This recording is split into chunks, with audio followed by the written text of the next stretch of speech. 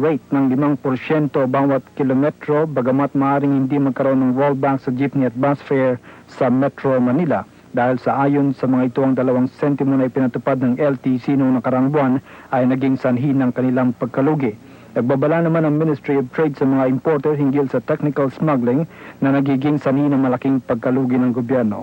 Para sa GMA Balita, Alex Tensay nag-uulat.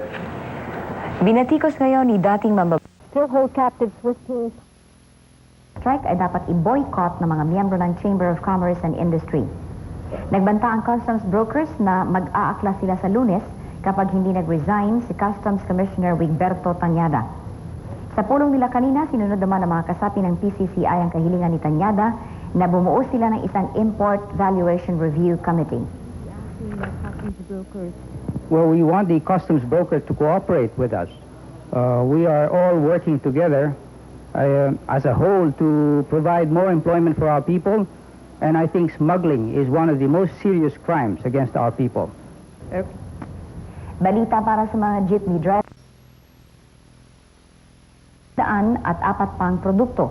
Nagtataka rin si Concepcion kung bakit idinidiin ng IMF ang mga maliliit na bansa at hindi yung malalaki gaya ng South Korea na may 600 produkto na dapat ma-liberalize.